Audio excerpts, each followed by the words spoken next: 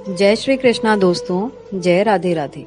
दोस्तों, आज मैं आपको श्री बांके बिहारी जी मंदिर की कुछ रोचक बातें बताने जा रही हूँ।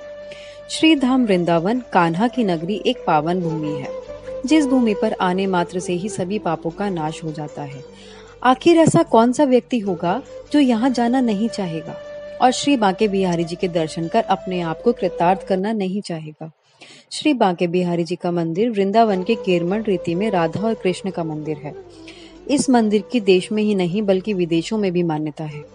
दूर दूर से भक्त यहाँ आकर बांके बिहारी जी के दर्शन कर उनका आशीर्वाद लेते हैं। इस मंदिर से जुड़ी ऐसी तमाम रोचक बातें हैं जिनके बारे में आप शायद ही न जानते हो। आइए बताती हूँ आपको बांके बिहारी मंदिर की कुछ बड़ी बातें।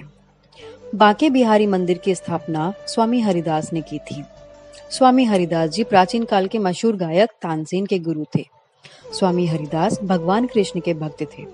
वे निधिवन में भजन कीर्तन गाकर श्री कृष्ण की भक्ति किया करते थे और कहा जाता है उन्हें राधा कृष्ण दर्शन दिया करते थे। एक दिन वृंदावन के लोगों ने हरिदास जी से कहा कि वे भी राधा कृष्ण के दर्शन करना चाहते हैं। तब हरिदास जी ने राधा कृष्ण की आराधना कर लोगों की बात उनसे कही। ध्यान व पूजन के बाद जब उन्होंने आंखें खोली तो इस मूर्ति को अपने समक्ष पाया। मूर्ति प्राप्त होने के बाद स्वामी हरिदास ने शुरुआत में तो बांके बिहारी जी की निधिवन में ही सेवा की। फिर जब मंदिर का निर्माण कार्य पूरा हो गया तो उनको मंदिर में आम जनता के दर्शन के लिए स्थापित किया गया।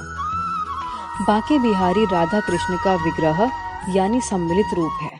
यही कारण है कि बांके बिहारी जी के श्रृंगार में आधी मूर्ति पर महिला और आधी मूर्ति पर पुरुष का श्रृंगार किया जाता है। बांके बिहारी जी की मूर्ति के आगे हर 2 मिनट के बाद पर्दा लगाया जाता है। इसके पीछे मान्यता है कि उनकी छवि को लगातार प्रेम पूर्वक एकटक निहारते रहने से वे भक्त की भक्ति के वशीभूत होकर उसके साथ चले जाते हैं। बांके बिहारी तो प्रेम के भूखे हैं। वहीं ये भी मान्यता है कि वे भक्त की भक्ति के वशीभूत हो जाते हैं, इसलिए इस मंदिर में आकर आंखें बंद करके पूजा नहीं की जाती, बल्कि बांके बिहारी जी की आंखों में आंखें डालकर उन्हें निहारा जाता है। कहा जाता है कि बांके बिहारी जी की मूर्ति में ऐसा आकर्षण है जो भक्त को अपनी ओर खींचता है। उसकी आंखों से स्वयं आंसू गिरने लगते हैं।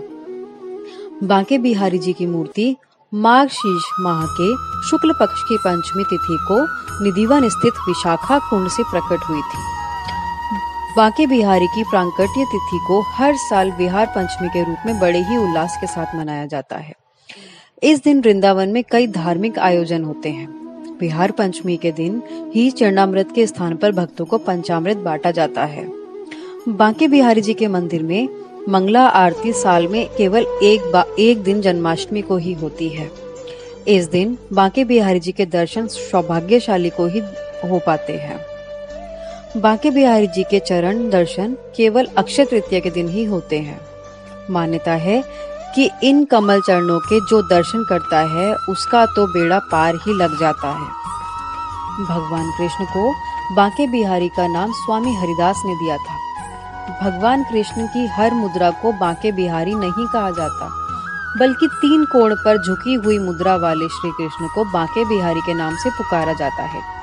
3 कोण यानी होठों पर बांसुरी लगाए, कदम के पेड़ से कमर टिकाए और एक पैर में दूसरे पैर को फंसाए हुए मुद्रा में श्री कृष्ण को बांके बिहारी कहा जाता है।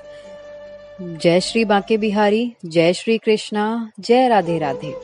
दोस्तों, आई होप आपको मेरी वीडियो पसंद आई होगी, तो प्लीज मेरी वीडियो को लाइक, शेयर और सब्सक्राइब करना ना भूलें और नोटिफिकेशन के लिए बेल आइकन को प्रेस करें। थैंक यू, धन्यवाद।